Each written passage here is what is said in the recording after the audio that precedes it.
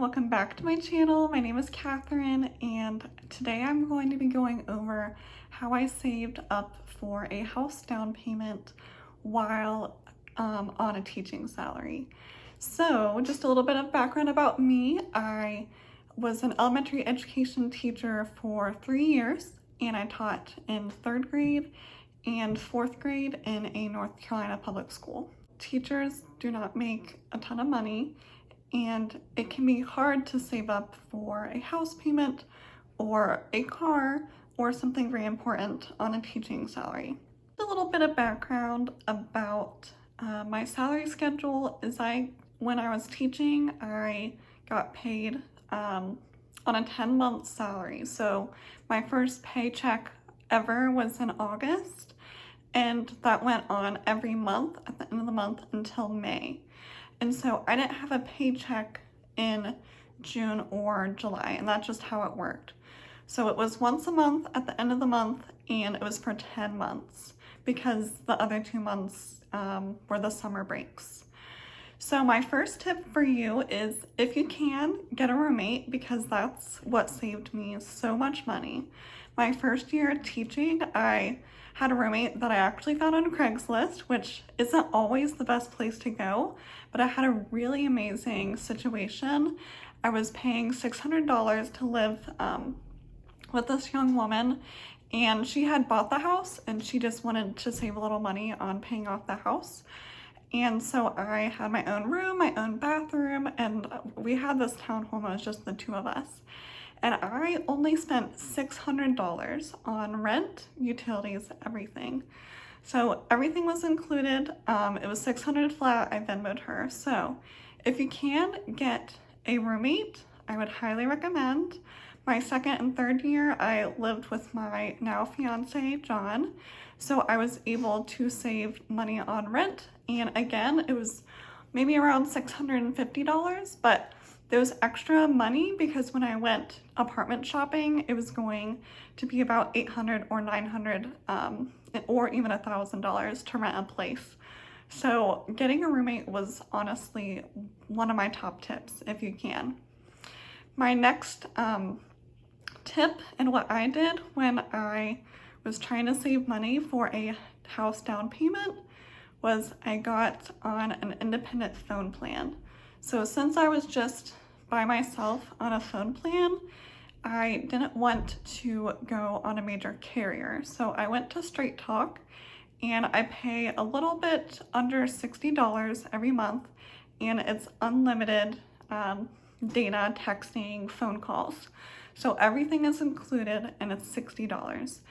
And when I was looking at other phone carriers, there wasn't any that would have been in that range. But if you do want a phone carrier, ask for a teacher discount, because a lot of the places that I was looking for, they would say, are you a teacher? And you can get a little bit off. But I'm still on Straight Talk to this day. So if you don't mind being on an independent phone plan, then definitely do it, because it will save you money.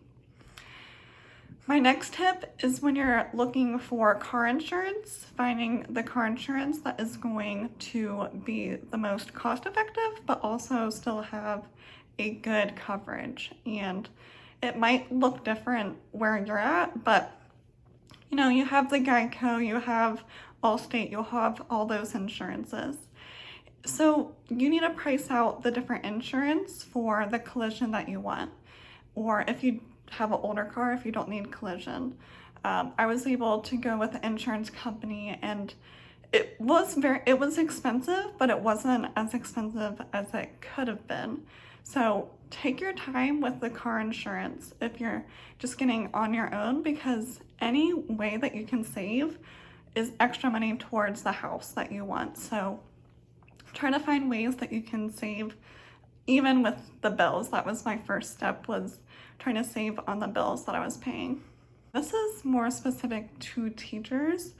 Is the day that I got paid was the day that I transferred my money that I wanted to save into my savings. So instead of waiting the entire month and seeing what I had left over, the day I got paid, I would transfer that money over to my savings so that my checking account was just what I could use for the month. I was able to save about 35% of my salary, and this ended up being about $1,000 every month that I was working as a teacher. So it did seem like a lot at first when I was transferring that money over. I was very sad to see it go. But if you're saving $1,000 every single month, there is so much that you can save for the house. If you have emergency situations come up, you know that you have that money coming out of your savings. So once I would transfer that money over for the savings, I did use a credit card for a lot of my everyday purchases, and then at the right before either I got paid or right as I got paid, I would pay off that credit card, because you don't want to have credit card debt going month to month. You can, use that credit card to purchase gas and to purchase food, but pay it off. So as soon as it was getting close to either the month that the payment was due for the credit card, because sometimes they have a day that it's due, or right before I got paid, I would pay it off. And then my checking account was pretty limited, but that's okay because I was going to get paid. My next tip for you is to think about those tax returns, because it depends on the situation, but as a single person that didn't own a home, in North Carolina, I was getting a good amount of tax returns. So when April came around, I was getting about between $1,000 and $2,000 in tax returns. And it could be really easy to take that money and want to just spend it because it seems like extra money.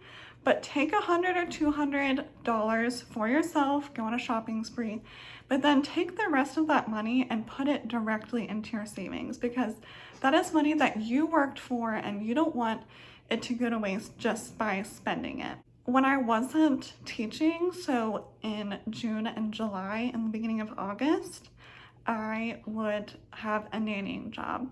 So I found all of my nannying jobs on care.com, and I would highly recommend. I've had really good experiences, and I never felt unsafe, but you do have to make sure you're looking at the right, type of posts and people. But for the 3 years that I was saving up for a house, I had a nannying job every summer that was full-time. So I didn't really get a break, but the job was a break because there was no lesson planning, there was no grading, there was, no observations. It was just you and the kids. And I had a really great experience working with a younger family. So they had a 1-year-old, and just getting to see him experience all the firsts in life, and also working with older children, and they had a bunch of different tennis lessons and swim lessons, so I never felt like I had to entertain them the whole day. But that's an easy way for you to get extra income. During the summer, I wasn't able to save that $1,000 like during the school year, but I was able to not dip into my savings, and I was able to save just a little bit. So definitely get on care.com, even if it's just for part-time work during the school year. I have a friend that does after school care for a couple hours. I was always doing date nights with families if I wanted some extra money during the school year. After I put the $1,000 in my savings every month, and I had my side jobs, and after looking at all of the different bills that I pay and how I could pay off those bills in the cheapest way or finding cheaper ways, by the end of my 3rd year of teaching, I had about $30,000 that I had saved and I had put in my savings. And I felt really, really comfortable with putting about $25,000 on a down payment on a house, because I had been able to save so much in a short amount of time. And it was hard. I did have some hiccups with a car that had a lot of problems. I had to spend about $4,000 on my car and car issues. And it's not always going to be smooth. You are going to have to find ways to save, whether that's with rent or with eating at home.